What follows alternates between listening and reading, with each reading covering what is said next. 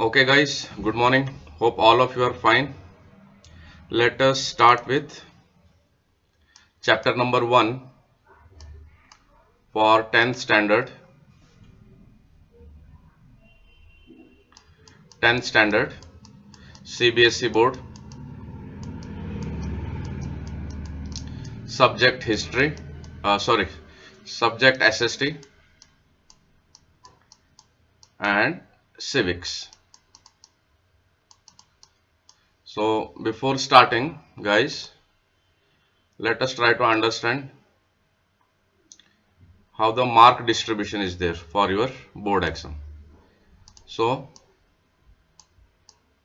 80 marks would be written test, that is board exam. Okay, and this 80 marks will be divided in 4 parts. For history, 20 marks. For geography, 20 marks. For civics, 20 marks. And for economics, 20 marks. Another 20 marks would be there, that would be for practical. So these 20 marks would depend on your school performance. Okay, like your attendance and your behavior in the school and your practical exam in the school, practical exams. So this is how it is. Okay, so today we are starting this part, civics. Okay, and we are starting with chapter number 1 of civics. Name of the chapter is power sharing. We will try to understand this chapter. Overview. Power sharing means what? An intelligent sharing of power among legislature, executive and judiciary is very important to design a democracy. Now in your 8th, 9th and even 7th standard, you have studied these terms again and again. What is legislature, what is executive, judiciary, democracy, what does democracy means? Okay, so this is one important point from this paragraph. So let me brief you about these terms once again very quickly. Now first of all, let us take this term democracy. Now you know guys what democracy is. Democracy is where rulers are elected by people, right? We vote and we elect our rulers, right or wrong? This is one most important feature of democracy. In democracy, your rulers are elected by people. People elect their rulers, and that is why it is also called as representative democracy. Representative democracy. Very simple. Okay. Next. This you understood what is democracy. Now what is legislature, executive and judiciary? See guys, legislature, one moment. Legislature, executive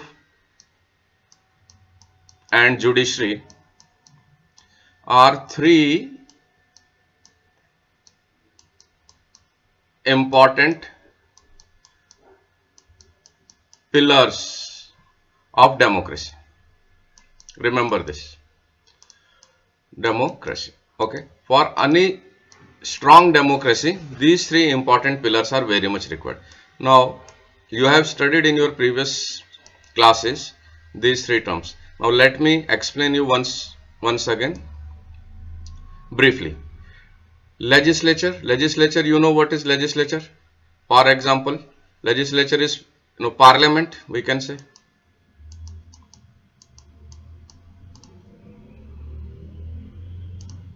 Parliament. Okay, and in parliament we know we have 2 houses, Lok Sabha and Rajya Sabha, right? And at state level we know we have what? This is what? Union level, center, and at state level also we have legislative assembly. If you remember, legislative assembly we have, and that is called Vidhan Sabha, and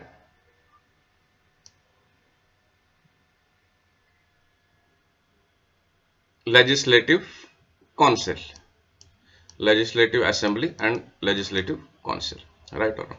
So in one country, how many Lok Sabhas and Rajya Sabhas would be there? Only one. Remember this. And legislative assembly and legislative councils, how many would be there? There will be many. Why many? Because these are state wise and we have many states in our country. So for every state there will be one legislative assembly and legislative council. This is called Vidhan Sabha and this is called Vidhan Parishad. Right. This is legislative. So what does legislative does? It make law. What we are studying, it make laws. Okay. Now let's move to executive. See, once you have made Lok Sabha and Rajya Sabha, what you do after that? In Parliament you appoint whom? You appoint President. You appoint Vice President. You appoint Prime Minister. And then you have, multiple, portfolios and ministers in center. That is called as what? Council of Ministers.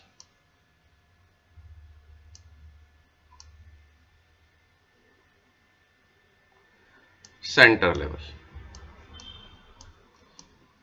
Now at state level, what you do? You appoint whom? For example, again we will take, like at center level you have president, at state level you have whom? You have governor. You have here, for example, prime minister. You have whom? Chief minister at state level. And then you have what? Same here at state level also you have home minister, other ministers, finance minister, law minister, defense minister. That is called as COM, Council of Ministers. So guys, this is at what? Executive. Now third important pillar is judiciary. Let me explain that that also to you very briefly. So see, like at legislative level we have at center level and state level. Executive, for executives also we have center level and state level. But for judiciary there is nothing center level and state level. Guys, always remember please, judiciary is integrated. You have various levels of court system. At the topmost level you have what? Supreme Court. See, in every country there will be only one Supreme Court only. In India also there is one Supreme Court only. Okay. And for state level you have high courts. Always remember, for there are, there is one high court for two states also in some cases. I will not go in detail because we have to cover the chapter. High courts. After high courts, what you have? You have subordinate courts. Subordinate courts. So subordinate courts like what? For example, subordinate courts we can divide in two parts. One is civil court, where civil cases are taken care of. Civil cases means what? Property issues, example, property issues. And another is criminal courts. Civil courts and criminal courts. So below civil courts also there are some courts like court of civil judge, and here court of, in criminal courts you have court of sessions judge. Okay, so this is the judiciary system. Now see, most important thing, all these three important pillars are independent of each other. Okay, judiciary is totally independent. Now, what are their roles in democracy? Now, let's go here to our point of discussion. Democracy, we know what is democracy. Democracy means a government which is made by people. Okay, people elect their representatives, and if representative will not work properly, what will happen then? Again, election will come. People will change their representative. But for example, monarchy or king's rule. King is not elected by people. So that is why democracy is different from monarchy, right or wrong?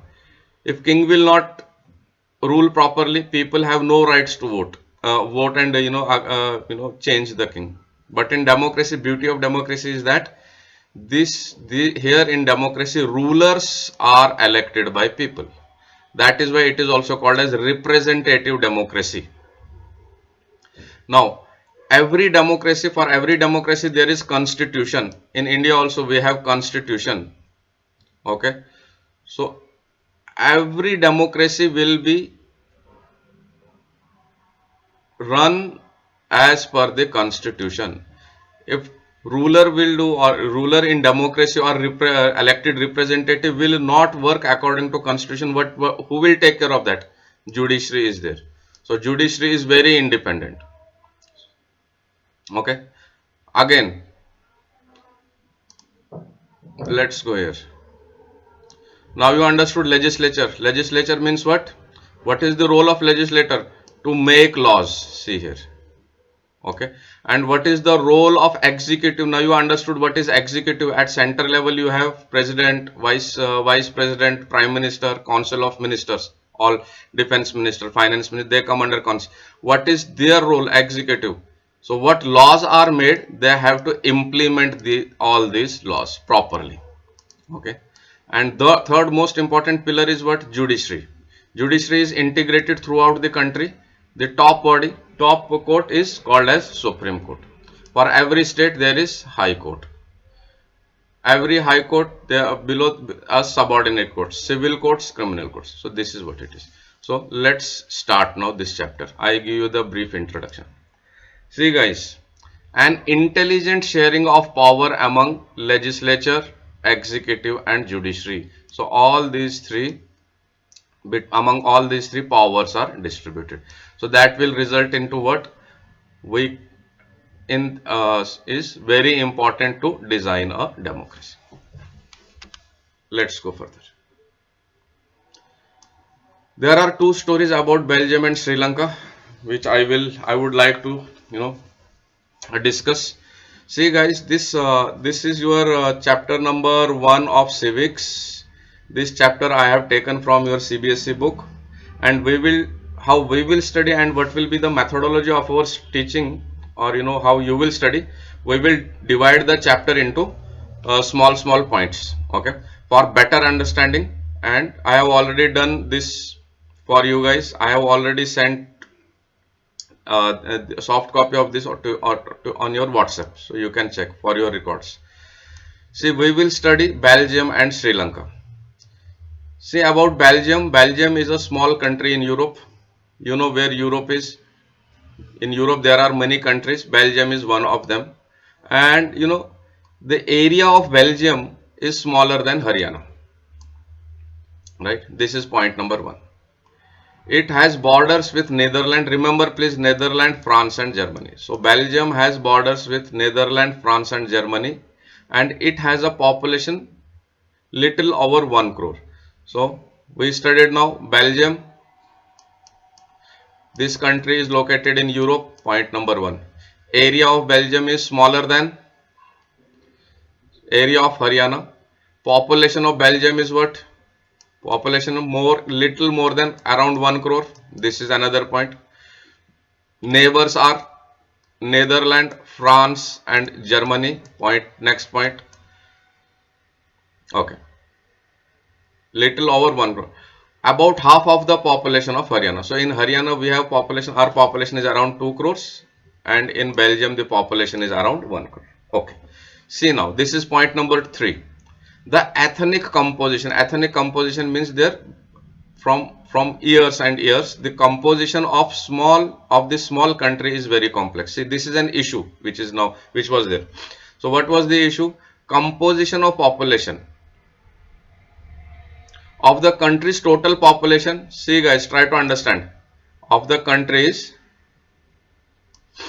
total population, 59% is, say 59% is Flemish, lives in the Flemish region. So 59% lives in Flemish region. This is one statistic. And speaking Dutch. And they speak which language? Dutch language. Okay. Another 40%, see here. Another 40% of people live in Wallonia region. See here now.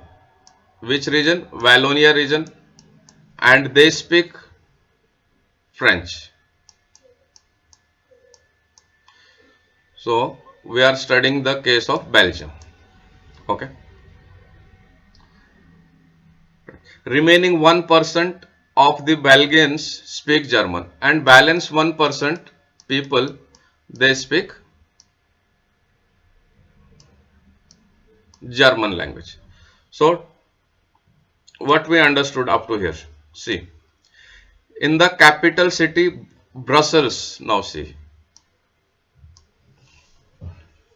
we are studying the case of Belgium.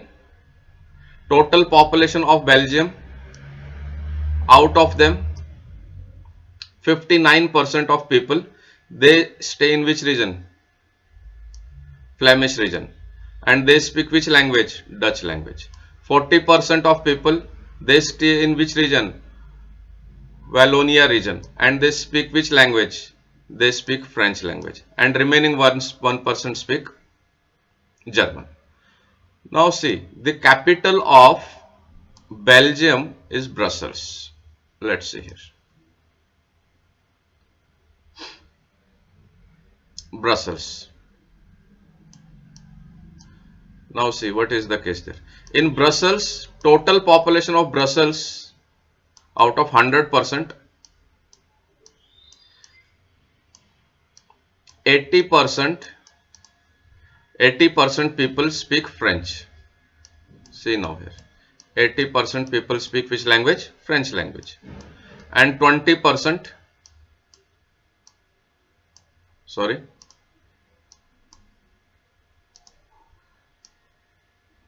20% Dutch language.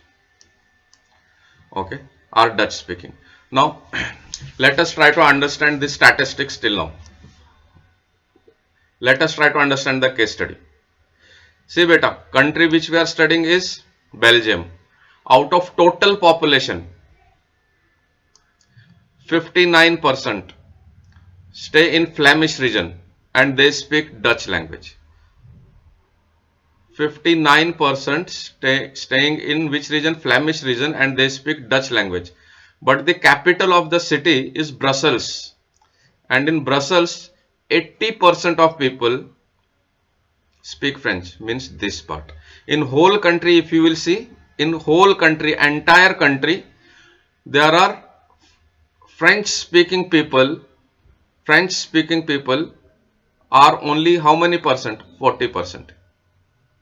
But in Brussels, which is the capital of Belgium, there French speaking people are 80%. So this is how it is. Means in whole country, entire country,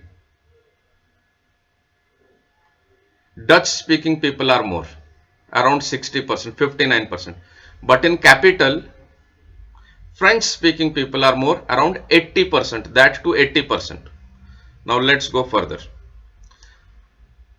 The minority French speaking community was relatively rich and powerful. Now see again one more thing. In entire Belgium, where majority people are Dutch speaking people, but wealthy and rich are French speaking people, they are less, 40%. This is one more observation. Powerful. This was resented by the Dutch speaking community, who got the benefit of economic development. And again now see, economic development took place in the country Belgium, and the benefit of economic development was benefited by which people? Dutch speaking people. And who were rich? French speaking people. Education, government jobs. So Dutch speaking people got that benefit of economic development. This led to the tension between Dutch speaking and French. Now see here. From here the tension started between Dutch speaking people and French speaking communities. Now during which year? 1950 and 1960. The tension between the two communities, which communities? Dutch speaking, see it was linguistic on the basis of language. Dutch speaking and French speaking communities, between two communities was more acute in Brussels. Acute means too much. The tension was too much acute in Brussels. Why in Brussels? Because Brussels was the capital, and in the capital 80% people were French speaking. Okay. Now next point which I have given you, point number 5. What does it says? Brussels presented a special problem. The Dutch speaking people constituted a majority but a minority on the capital. So Dutch speaking people were majority in the country, but in the capital they were only 20%. So this was one major issue. Now let us take the case of this one case issue which we took, the tensions, acute, issues between the communities in one country. We took this Belgium. Now let us go to Sri Lanka. We will take one case study of Sri Lanka. Now let us compare this with the situation of another country, and we will take Sri Lanka. We know now where Sri Lanka is located. Sri Lanka is an island nation. Just few kilometers off southern coast of Tamil Nadu. Tamil Nadu से थोड़ा सा few kilometers दूर पर है. So it has about, see the population of Tamil Nadu is 2 crores. Okay, one more static point. So guys, let me tell you, 20 marks you will receive 1 mark questions. So please remember all statistics, means these important data points. Okay, so population of Belgium 1 crore, population of Sri Lanka 2 crores. Okay, where is Sri Lanka located? You should know, few kilometers off the southern coast. Okay, it has, okay, but the same as in Haryana. Okay. Next point, like other nations in South Asia region, Sri Lanka has a diverse population. Now in Sri Lanka also, like in India, India has also diverse population, different religions, languages, regions. So same case with Sri Lanka, diverse population. Diverse population means there are differences between people. The majority social group are Sinhala speakers. Now in Sri Lanka, the origins Sinhalas, they are called Sinhala speakers. So they are 74%. And Tamil speakers, now let us take the statistics here for our analysis. Out of 100%, 74% are Sinhala speakers, Sinhala language. Okay, next. Tamil speakers 18%. So 18% are speaking which language? Tamil language. Okay, Tamil. Among Tamils there are 2 subgroups. See, under Tamils there are again 2 subgroups, division. Okay, Tamil natives. Tamil natives means who were there, Tamil natives from Sri Lanka itself of the country are called Sri Lankan Tamils. Okay, they are how much? Out of 18%, 13%. So Sri Lankan Tamils. Okay, 13%. And remaining is now how much? 18% minus 13% is how much? 5%. So guys, these 5%, sorry, let me just do little correction here. So this was Tamil natives and remaining were Indian Tamils. So who are Indian Tamils who are settled in Sri Lanka? They are those Tamils who were taken by the Britishers for tea plantation there during the colonial rule, and then they got settled there only, and that is what has happened in many countries across the globe. Okay, during the colonial rule. Now these are 5%, means Indian Tamils are 5% and and Tamil natives are 13%. But Tamil speaking people in Sri Lanka are 18%. And majority is of Sinhala language, Sinhala speaking language, that is 74%. Let us go further. Indian. As you see, okay, next. Most of Sinhala speaking people are Buddhist. Now, this is one more data point. This Sinhala speaking Tamils are Buddhist. They follow Buddhism. Okay, they are Buddhist. See, there is one more point of difference. And most of the Tamils are Hindus or Muslims. And Tamils here are either, these Tamils are either Hindus or Muslims. Okay, next.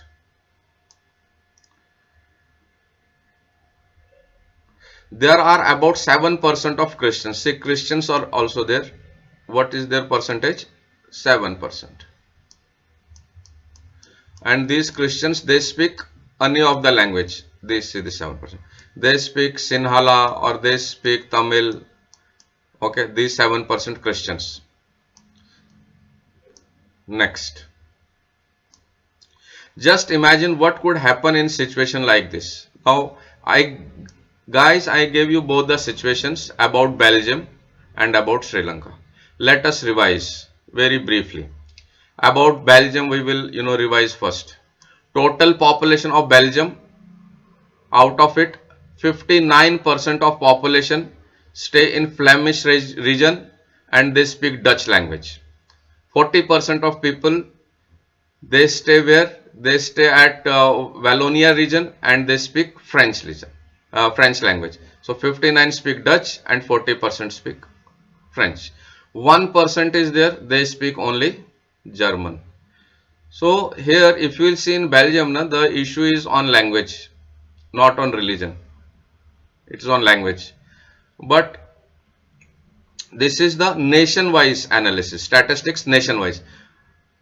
Capital of Belgium is Brussels. See here, Brussels, population of Brussels is divided as 80% speak French. See here, nation-wise in whole country, French speakers are only 40%, but in the capital, 80% speak French and 20% speak Dutch language. This is one thing. And when economic development took place in Belgium, more benefit was given to Dutch speaking community. Okay, because of this, what happened? There was tensions between both the communities, acute tensions between both the communities. In which year? 1950 and 1960. And this tension was more acute in which location? Brussels, because Brussels, the demography was totally changed. There were 80% of French speaking and 20% of Dutch speaking. This is one case. Second case which we will study is of Sri Lanka. See guys, in Sri Lanka, how it is happened. Where is Sri Lanka based? Located just few kilometers from southern coast of Tamil Nadu. Now see, in Sri Lanka, total population is of around 2 crores. How is the division of population? Based on 75% of population speak which language? Sinhala language. And this is the Sri Lankan language, Sinhala language. And they are, see here, they are Buddhist. They follow Buddhism. 18% are 18% population speak Tamil language. And this Tamil language, people are again subdivided. So some are like Tamil natives, means from Sri Lanka itself, and some are Indian Tamils. Indian Tamils are which people? They were taken by Britishers for tea plantation to Sri Lanka during the colonial rule. So then they settled there. There is one more category, 7% of people, they are Christians and they speak both the languages, Sinhala or Tamil language. So this is, let's go further guys. Just imagine what could happen in a situation like this. In Belgium, the Dutch community could, now see about what we are talking, which chapter we are discussing. Power sharing, and under power sharing we have which one? Democracy. So see guys, ideally we are discussing democracy. So here the question is, imagine what could have been situation if Dutch community, which community in Belgium? 59% of people take advantage of their majority. If they will take advantage of majority, that we are in majority, so if you are in majority, you can very nicely take advantage. Like elections are there, you can win the elections. So if majority on numeric means numbers. I have given you here the meaning. So important words ka meaning you should remember. And force its will on the French and German speaking people. And then it could have forced its will on German speaking and French speaking people. So this could push the conflict among the communities further. This could lead to very messy partition of the country. And because of this, what might happen? Partition of the country. Both the sides would claim control over the Brussels, and Brussels, we know that capital of Belgium. So their French speaking people are like around 80%, so they might take control over it. Okay, and same case in Sri Lanka. What might have happened? Sinhala community enjoyed even the bigger majority. So Sinhala ka we know how much? 79%. 76%, 74%. So Sinhalas there are 74%. So they could have enjoyed the majority, okay, and on the entire nation. But let us look what happened in both the states, both the countries. So let us now understand what happened to both these countries. First one, see guys, majoritarianism. Remember this word, majoritarianism in Sri Lanka. See, in both the cases, I would like to tell you here the term used is majoritarianism in Sri Lanka, and for Belgium the term used is accommodation in Belgium. So here the term used is accommodation. Students, please make note. Here the term used is accommodation, and here the term used is majoritarianism. So see, ninth point. In Sri Lanka, Sri Lanka emerged as an independent country in dash. You might get a fill in the blanks in your exam. 1948. Okay.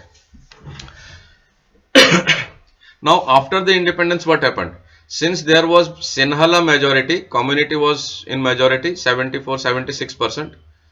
So they secure dominance over the government by virtue of their majority. So they started dominating the government because they were in majority.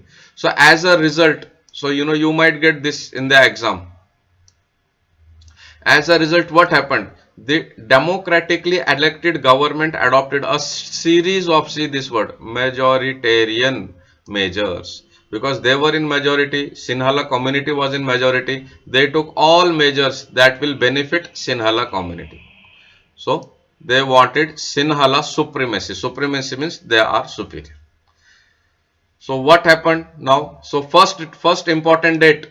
When did Sri Lanka got independence? 1948. Remember this. Perfect. Now see, this date is also important. 1956. What they did on 1956, guys?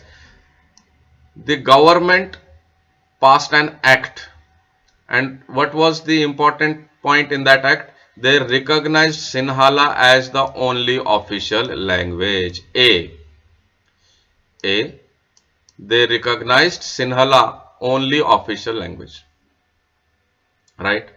And they disregarded Tamil language. This is point number 8. Next, the governments followed preferential policies. See, second point. What did the government did? Preferential policies that followed Sinhala applicants for university positions and government jobs. So if there is any university application positions, government jobs, who were given the preference? You can write these 2 points. Sinhalas were given the preference. So why did this happen? Because after independence in 1948, Sinhala community got made government because they were in majority, and what they did? They followed majoritarian policy. And what was in that policy? In 1956, first what they did, they passed an act, and in that act Sinhala language was the only language, official language, and then they disregarded Tamil language. Second point, they give preference In the policy, their policy was giving preference to Sinhala applicants into what? University positions as well as government jobs. Okay. Then there was third point also. A new constitution stipulated that the state shall protect and foster Buddhism. Remember this also. So Buddhism was given priority. So states' religion. See, in democracy, states don't have religion. For example, I will tell you India. State means government. India state, as a state, whole India country, we do not have any religion. We have no religion. But if you will see all our neighboring countries, almost all, they have religions. Pakistan, they have Islam as their religion. Afghanistan, they have Islam as their religion, right? So Bangladesh, they have Islam as their religion. But India has no religion of its own for the government. Okay. And what happened in Sri Lanka also? They made Buddhism. And what they made? Provisions they made to foster means to adopt, promote karna, right? Buddhism. So this is what all happened after independence. So all these government measures coming one after one, and when they were coming one after one, gradually increased the feeling of alienation. Now guys, what is the meaning of alienation? Some of you, exams, you learn the meanings. Okay. So alienation means when you are, like marginalized, means you see here I have given the feeling that you have no connection with people around you. So what happened there? Tamils, like Indian Tamils, okay, or native Tamils, what they felt? They felt like, all the policies are for Sinhala speaking people and no policy is for us. So they felt alienated. Alienated means when you feel, you are separated from the group. Okay, isolated. That is called alienation. Okay. They felt that none of the major political parties led by the Buddhist Sinhala leaders were sensitive to their language and culture, and they felt like alienated means all these parties or Sinhala parties, no one is caring about us. They felt that the constitution, see here, constitution and government policy denied them equal political rights, and constitution also denied, discriminated means bhedbhav karna, discriminate karna against them in getting jobs and other opportunities, and ignored their interests. So like they were like what, upset because of the government policies. And what was the impact? See guys, this map, try to understand here. See, this yellow part is what Sinhalese. So these all regions Sinhalas were, populated. Okay. Sri Lankan Tamils, this orange here, this part were Sri Lanka Tamils. And Indian Tamils, who were taken by Britishers during colonial rule for plantations, they were settled in this region, this dark color, reddish. Okay. So, okay. So in 10th exam, you get part or picture also. So they ask you which picture is this? What does this picture, say? And then they will give you options A, B, C, D. So you have to opt the right one. They will give you, they will show you this picture and they will say option C, ethnic communities of Sri Lanka, like this. And A, they will give you, some other option. So you have to opt C. So please, in your free time, please go through the maps and try to remember. Next. So what happened after that? Between the Sinhala and Tamil community strained over time. Okay. See, important point. The Sri Lankan Tamils, what then Sri Lankan Tamils did? They launched parties and struggles for the recognition of Tamil as an official language. See, they were not quite, and they started fighting for their rights. And what they did? They launched parties. उन्होंने अपना parties, their own political parties, and they started what? Struggling for their rights. So what were their rights? Official language, Tamil should be official language. For next, regional autonomy. Regional autonomy means what? The regions where their population was more to recognize as, Tamil regions. and equality of opportunity in securing education, and they wanted equal opportunity in securing education and jobs.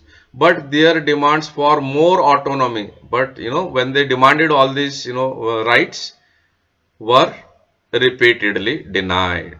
So Sinhala speaking government, Sinhala majority government did not give any recognition to their demands, and they denied their all demands.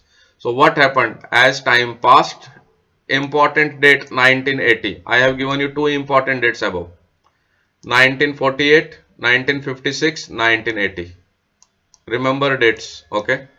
1948, Sri Lanka got independent. 1956, Sinhala government, they made government of their own, Sinhala government. 1980, what happened? We will read now. Let's see. By 1980, several political organizations were formed demanding an independent Tamil Elam. Elam means what? State. In Tamil language, Elam means state. So Tamil Elam. So they say like that, Tamil Elam means they want their independent state. So where they will get independent state? In northern and eastern parts of Sri Lanka. See guys here in the graph just now. See northern and eastern part. So here they wanted their independent state, Sri Lanka. Now after that what happened? Important point number 12. The distrust. Distrust means communities of both the communities, they started showing no trust on each other. That is called distrust between the two communities turned into a widespread conflict. बेटे यहाँ पे बहुत बड़ा एक war हो गया था, okay, and it soon turned into a civil war. Civil war means within a country, when two community people fight with each other, that is called civil war. Means not with some external enemy, within your country. So as a result, what happened? See, there are many countries in the world where civil wars took place, and currently you can take example of Syria. Their civil biggest example is Iraq. There were civil war. Okay, now it and Iraq civil war turned later a major war between the countries also. So in Sri Lanka, what happened? Civil war took place. As a result, what happened? See, impact of their decision when they excluded the minorities from their rights. What happened? As a result, thousands of people of both the communities have been killed. Many families were forced to leave the country as refugee, and many more lost their livelihoods. So this was the impact. So this impact was because of what? Because of majoritarianism in Sri Lanka. Because they followed majoritarianism policy, means majority people will rule. When they followed that policy, so this was the result. Okay. Now next, guys, now let us try to understand accommodation in Belgium. So Belgium followed a different policy. Okay. So what happened in Belgium? We will try to understand that. The Belgium leaders took a different path. So Belgium, you remember about total population, 59% were Dutch speaking. Remember, we just discussed. And how much? 19, 20, 39, 40%. 40% people were French speaking, and 1% were German speaking. See now, and they had also differences, because when development started, benefit was taken by Dutch speaking people, and then there were issue between both the communities, Dutch speaking and French speaking. And major issue was Brussels. If you remember, we are studying Belgium. Brussels is what? Capital of Belgium. Brussels, how was the population? Dutch speaking people were less, 20%, and French speaking were 80%. So how they resolved this issue, we will try to understand. See here, accommodation in Belgium. Belgium leaders took a different path. They recognized the accents of regional differences and cultural diversity. See, they recognized. उन्होंने बोला कि yes, this is right. Okay, we have these differences between 1970 and 1993.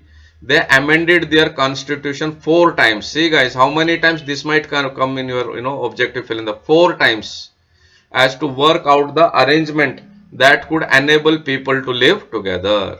So they were aware of differences between them. So to resolve the differences, what they did, they made accommodation in Belgium. Accommodation means what? They revisited their constitution, amend का meaning होता है बेटे changes करना, amendments, making changes to the constitution. They did it 4 times. And what happened? The arrangement were worked out in different from the country. What happened then after that? Here some of the elements of Belgium model, what they did in the constitution. See, guys, you have to remember this. Point number A, I have marked as point number A. Constitution prescribes that the member of Dutch and French speaking ministers shall be equal. So Dutch speaking leaders, French speaking leaders would be equal in the governance, in the government. Okay, perfectly fine. Some special laws require the support of majority members from each linguistic group. Okay, thus no single community can make decisions. So they made, like, in the groups, few people from this language and few people from this language to balance it.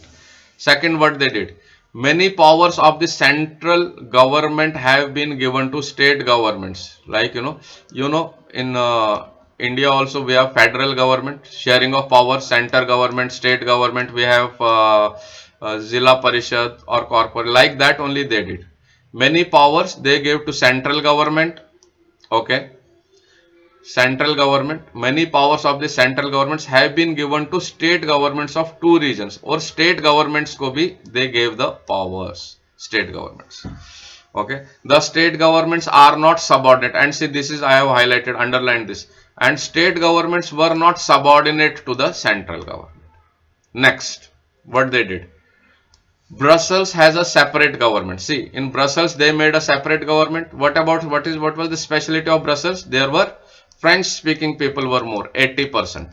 Okay, equal represent. See, here also they gave equal represent, though there were 80% French speaking people, but in the governance they gave 50% to Dutch speaking people. Okay, and 50% to French speaking people, and French speaking people here accepted it. They said no issues. Why they said no issues? Because whole country where French speaking people were less, Dutch people accepted that 50% of power should be given to French speaking. So Dutch speaking people accepted in whole country, and French speaking people accepted in Brussels. So that is why that is how there was understanding. The French speaking people accepted equal representation in Brussels. Why? This might come in the exam. Why? Because the Dutch speaking community has accepted equal representation in the central government. Next, apart from the center and state government, there is a third kind of, see, remember this, there is community government also. So what does community government does? Elected by people belonging to one language, Dutch, French, German, there are representative from all. So no matter where they live, anywhere in the country, remember this government has power in regards to, community government has powers. Which powers? Powers related to cultural, educational and language. So other two governments, central, state, nothing doing with cultural. So this community would do that. So that is how they resolved, and this was very successful, but it was very difficult to make. You might find Belgium very complicated. This was very complicated, but they made it and they did it. And because of this only, what happened in, okay, I will tell you later. European Union, headquarter of European Union was chosen in Brussels because of this. You might find Belgium, it indeed is very complicated even for people in Belgium, but these arrangements worked well so far. They help to provide civic strife means issues, okay, between two major communities and a possible division of country. So what they did, Possible division of country on which lines? Linguistic. Linguistic means language. When many countries of Europe came together to form European Union, see guys, when European Union was made, when European countries came together, so what happened? They choose Brussels as its headquarter. So question might come, headquarter of European Union is where? Options will be Switzerland, Poland, Pakistan, Brussels. So please opt Brussels. Okay, right. Next, next one. This is the conclusion part of both the cases which we studied, guys. See here. So what do you learn from these two stories of Belgium and Sri Lanka? So both are democracies. See, even see democracy. When we say democracy, there are differences in democracies. Like democracy. India is also a democratic country, and Pakistan is also a democratic country. So see the difference. Pakistan, say they are very democratic. See the difference between both the democracy. In India, you see the minorities. They have all rights, enjoying all everything. Pakistan, you see the minorities. Okay. Now see what happened in both the countries, Belgium and Sri Lanka, both democracies. Yet they dealt the question of power sharing. Which chapter we are reading? Power sharing. So how they dealt with the power sharing. Belgium, the leader have realized, in Belgium they realized what? Unity of the country is possible. How? Respecting the feelings and interest of different communities. Such a realization resulted in mutually accepted arrangements in power sharing. But in Sri Lanka, what happened? Sri Lanka shows us a contrasting example. Contrasting example means beta opposite example. It shows us that if majority community wants to force its dominance over others and refuses to share power, what will happen? It can undermine the unity of the country. So unity of the country would be for toss. So guys, I think for today this much is enough. So this chapter we will divide into two parts. So first part we have done now. Second part I will teach you later, and then I will upload on YouTube also. Guys, please share this with your friends and subscribe this channel, Sriram Academy channel, so that you will receive more lectures. Okay, so please do not forget to subscribe and ask your friends also to subscribe if they want, if they liked the class. Thank you very much guys. Study well, prepare for your board exams.